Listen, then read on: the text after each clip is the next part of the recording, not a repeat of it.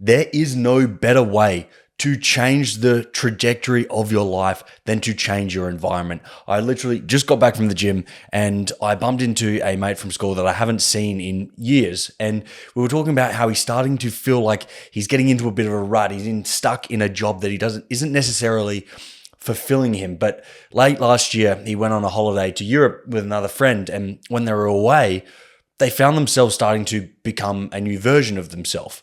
And they quite enjoyed this new version of themselves, but then they returned back home and instantly slipped straight back into their old routines and habits. And that's because of environment. Now, a lot of people think environment is just location. It's not. It's also the people you hang around and, the things and the variables that impact you on a day-to-day basis. So it actually also had me thinking about all the ways in which I also could personally change my environment. I actually have also been thinking about whether I should move cities or even move countries. And for those of you that don't follow along already, I have applied to Y Combinator over in the States. So there is a chance I might move to San Francisco. But regardless of that, I think it's important that you come to the understanding that the people we hang around, the places we live in, they start to create this version of us when we're there. And there's so many people that actually do talk about this, that when you move somewhere else, it's really hard to go back. And it's similar with anyone that's moved out of home and been forced to have to move back in, maybe money got tight, is that you fall back to your old habits, especially if that was your family home. For anyone in their 20s, that's a common occurrence. And it's a challenge because obviously money's important, but at the same time, what's really important is building the version of you want for the future. And if you tie yourself down to saving $150 or saving $300 on rent because you don't want to spend that money, but what you're actually risking is becoming the next version of yourself and speeding up that process. So everything has a cost, and not everything is a financial cost. So every decision you make to save money, so in these circumstances, to not move out of home, to not move cities, to not move countries, to not change your environment, has the cost of changing the person you want to be and delaying that fact. This is especially important to anyone that has no responsibilities. If you're like me, you don't have a mortgage, you don't have kids, you have no debt. You have nothing tying you down. You have every reason to take the most unrealistic amount of risk possible. And if you move places, take that risk, fall flat on your face, your worst case scenario is sliding back into the life you already live with an immensely longer list of skills and knowledge than you had before. So there's no such thing as going back to what you were prior.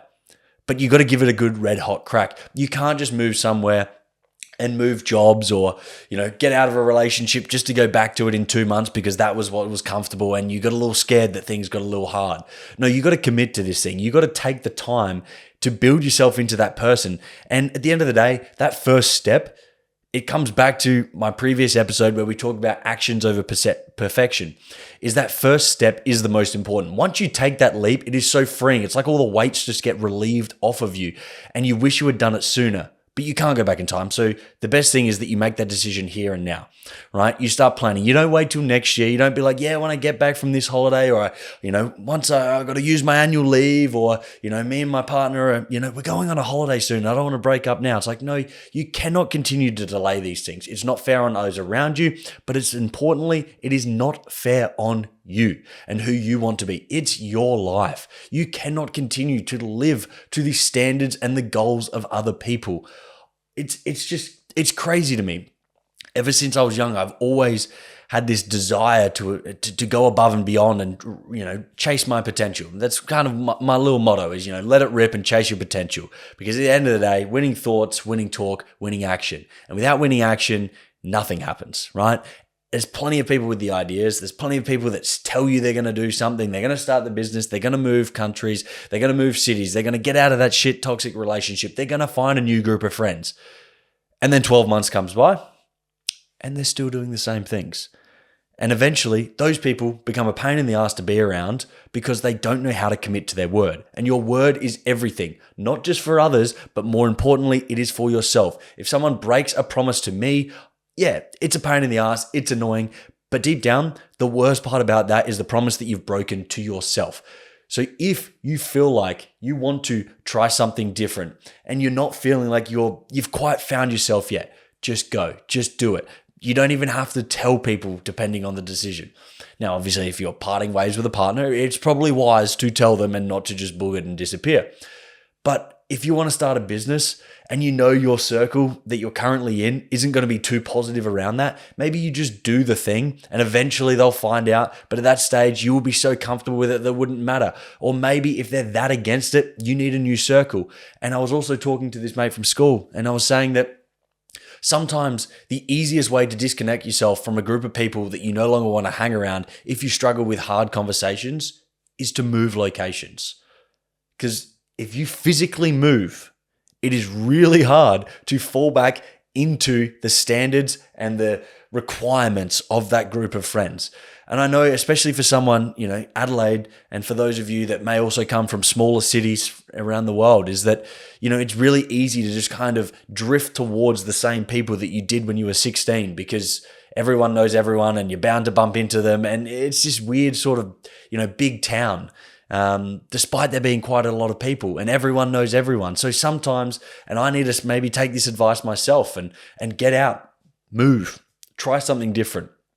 If you're in your 20s, hell, even your 30s, there's so much life ahead. You can take that risk and, like I said, slot straight back in, or I hope you don't slot straight back in. I hope you continue to stack your skills, your knowledge, and your learnings and use them to drift towards the life that you want. And now I understand some people in this day and age are questioning, well, what does life even look like in 5 to 10 years because of AI? And for anyone that hasn't listened to Elon Musk's interview on The Economist, it's a really interesting point that he makes around whether he doesn't think that we're really going to need to make money in, under 20 years even. He might have even said 10. I'm paraphrasing exactly there. But, the extent that AI is going to change things, I think actually encourages even more reason to take the risk because what you thought you were going to do for work is probably not going to be your job in 5 years. So who the fuck cares if you try, go out there, do something, you fail miserably? Well, guess what? You just developed all these skills, these life lessons, build yourself into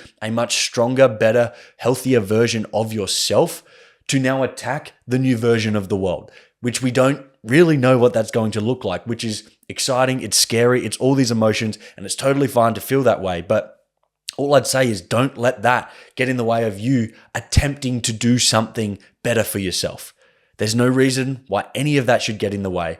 All you need to do is remember that your environment is the number one factor when it comes to what your life is going to look like. I remember doing a podcast a while back with Dr. Tim Sharp. He's a psychologist, and we were talking about, what causes the greatest levels of depression in people.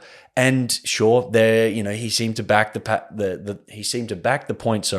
that there is an element maybe of, genetics involved, but the majority of people that suffer from depression, it's psychosocial factors. It's things like the people you hang around, the job you have, the environment, the city you're in. A lot of people, when they live in big cities, that can cause a lot of depression. Likewise to really small country towns.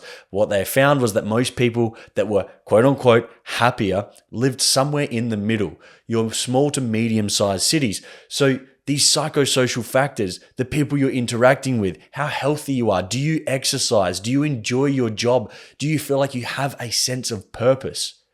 They are the things that are going to bring you the fulfillment.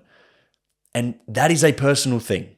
We all have it at an individual level. What I deem my purpose and ticking off my boxes in life is not the same as yours. You don't have to want to build a global health and fitness brand. Totally fine. But at the end of the day, I urge you to just think outside the box because you're probably living inside the box.